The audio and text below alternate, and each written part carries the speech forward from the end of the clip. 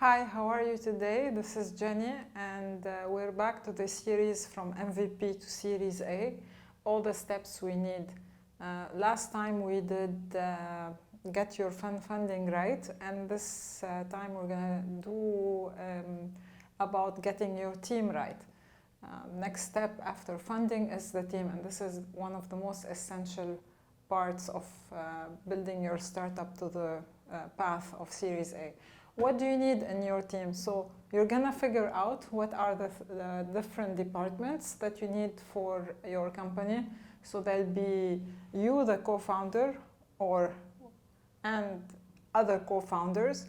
There'll be the tech team, and we'll speak about it, the go-to-market team.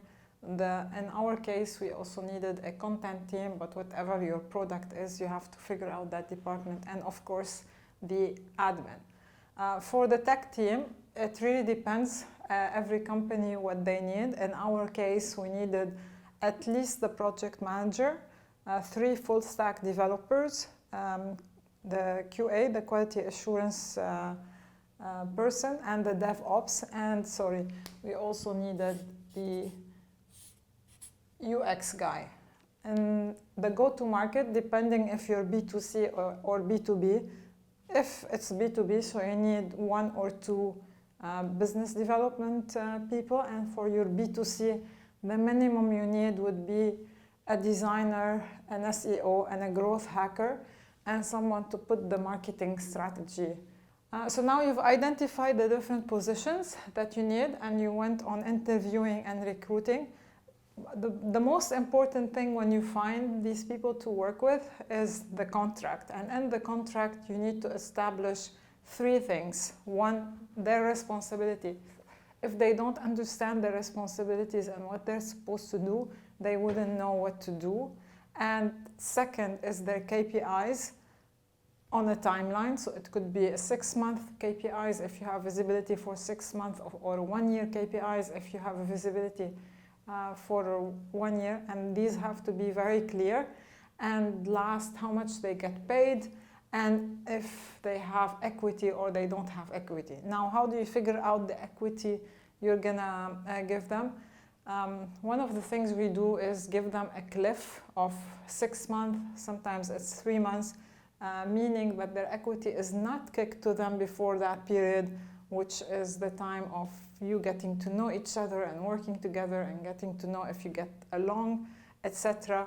Second, you're gonna set aside from the equity anything between 10 to 15% for what we call ESOP. ESOP stands for employee stock option plan. Some companies go as low as 5%, and some companies go as high as 20%. And then to figure out the equity, it's usually based on 2 things. 1, if there's direct KPIs, for example, the growth hacking team, the B2B, they have like very clear KPIs. But then also the tech team has KPIs linked to growth hacking, because without these guys cannot achieve.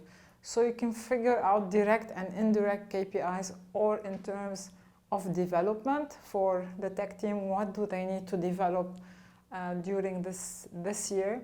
And it could be also based on the standard salaries in the market, meaning let's say a standard salary in the market is 10K, and you can't pay 10K and you're paying less than that, so you calculate the difference over a year, and you can convert it and what it means in equity. So I hope you enjoyed this video today about getting your MVP ready to go to Series A, and speaking about the team today. Thank you.